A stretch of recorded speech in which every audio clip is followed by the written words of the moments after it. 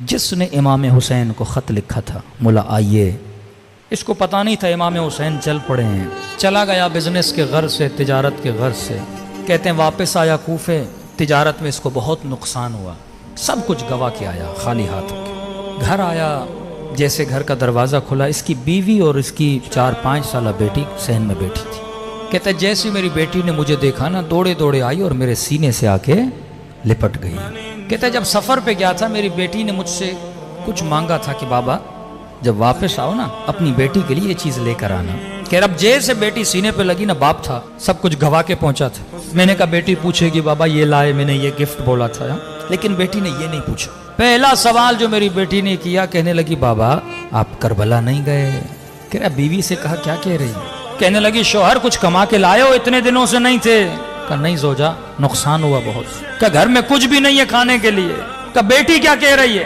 کیا شہر میں اعلان ہوا ہے کہ کربلا میں ایک باغی آیا ہے، جو بھی اسے مارے گا تلوار کے وزن کے برابر سونا دیا جائے گا۔ کما کر لائے ہو؟ کہا نہیں۔ کہا جلدی جا، گھوڑا اٹھا، جلدی پہنچ، دیر نہ کر۔ پورے کوفے کے لوگ جا رہے ہیں، جنگ ہے، اس نے گھوڑا لیا، بے دریغ دوڑاتے دوڑاتے پوچھتے پوچھتے میدان کربلا پہنچا۔ تاریخ لکھتی ہے جس وقت یہ کربلا پہنچا تھا یہ غالباً عصر عاشور کا وقت تھا۔ اس نے دیکھا میدان کربلا پہ لاشیں بکھری ہوئی ہیں، ایک ہجوم ہے گھوڑے سواروں کا، نیزے برداروں کا، اور اس ہجوم کے بیچ میں ایک شخص تکو تنہا کھڑا ہے۔ کوئی اسے پتھر مارتا ہے، کوئی اسے تیر مارتا ہے، کوئی اسے نیزہ مارتا ہے، کوئی دور سے تلوار مارتا ہے۔ کہتا میں سمجھ گیا یہ دشمن ہے جسے مارنا ہے۔ میں بھی اس بھیڑ کے اندر گیا، اس ہجوم کے اندر گیا، میں نے کہا میں پیچھے کیوں رہوں؟ میں نے بھی ایک پتھر اٹھایا اور آگے بڑھ کے اسے مارنا چاہا۔ کہ جیسے مارنا چاہتا تھا نا، اس نے نگاہیں بلند کر کے مجھے دیکھنا شروع کیا۔ کہتا ہے وہ ہیبت اس کی نگاہوں میں تھی، وجود پہ لرزہ طاری ہو گیا۔ اب جو چہرہ دیکھا تو نورانی، ماتھا دیکھا تو سجدوں کے نشان۔ میں نے کہا یہ تو کہہ رہے ہیں کسی باغی کو مارنے آ رہے ہیں، یہ شکل باغیوں کی تو نہیں ہے۔ فوراً اپنے عقل کو روشن کیا اور جہالت کے لشکر کو مارا کہ کہیں ایسا نہ ہو غلط آدمی کو مار دو، پہلے پوچھو تو صحیح کون ہے۔ کہتے آگے بڑھا اور میں نے کہا السلام علیک ایھا الشیخ الکبیر، اے بوڑھے تجھ پر میرا سلام ہو۔ کہتے جب سلام کیا نا تو گویا اس کے چہرے پہ خوشی کے آثار آ گئے۔ کبھی سوچا عاشور کے دن 100 مرتبہ مولا کو کیوں سلام کہنے کے لیے بولا گیا؟ ایک بار سلام کرو کہ نہیں، عاشورہ کے دن میرے بابا حسین کو 100 مرتبہ سلام کرو۔ کہ مولا زین العابدین اتنے سلام کیوں؟ کہ کیونکہ عاشورہ کے دن میرا بابا ترس گیا تھا، کوئی سلام کرے میرے بابا کو۔ کہتے تھے یہ مسلمان نہیں ہے، اس کو کیوں سلام کریں؟ اس نے کہا السلام علیک ایھا الشیخ الکبیر، اے بوڑھے تجھ پر میرا سلام ہو۔ اس نے کہا وعلیک السلام، تجھ پر بھی میرا سلام ہو۔ میں نے کہا آپ کون ہیں؟ کہ عجیب ہو، بلاتے بھی خود ہو، پوچھ بھی خود رہے ہو میں کون ہوں۔ کہ متعجب ہوا کیا مطلب؟ کہ تو نے خط نہیں لکھا تھا حسین کو؟ اب 5 منٹ کے لیے تصور کریں تیرے ہاتھ میں پتھر ہو اور تو کسی کو مارنا چاہے، اسی وقت تجھے پتا چلے یہ تیرا امام زمانہ ہے، کیا گزرے گی انسان پہ؟ محب تھا، عاشق تھا، کہتا بدن پہ لرزہ طاری ہوا۔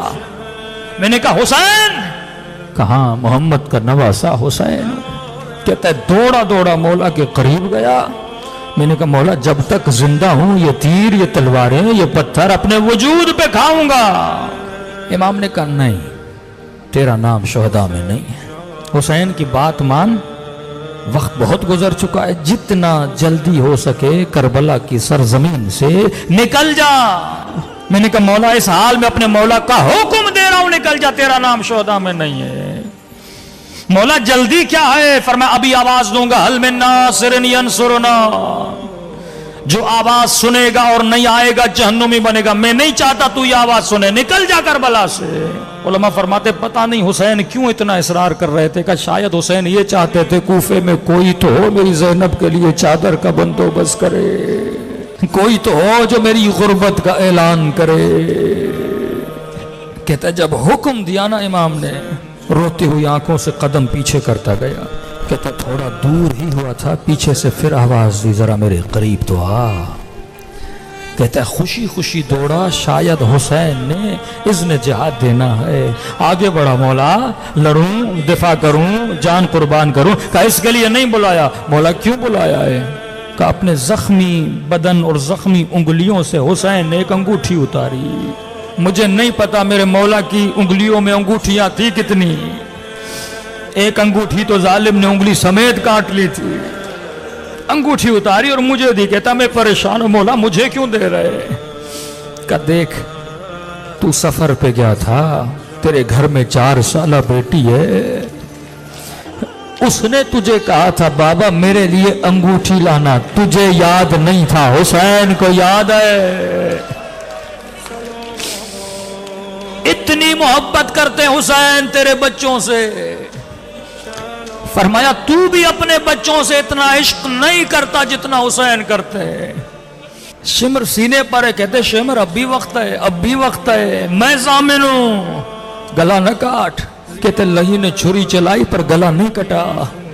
پوچھنے لگا حسین گلا کٹ کیوں نہیں رہا؟ کہ یہ وہ جگہ ہے جہاں میرے نانا بوسہ دیا کرتے تھے، چھری نہیں چلے گی۔ دیکھ رہا ہے، کہتے ہیں گودی قتل گاہ جدال عقل و جہل تھا، وہاں پر بھی حسین بتا رہے ہیں عقل کیا ہے اور جہالت کیا ہے۔ یہاں پر بھی شمر باز نہیں آ رہا، اپنے ہاتھوں سے اپنے لشکر کو قتل کر رہا ہے۔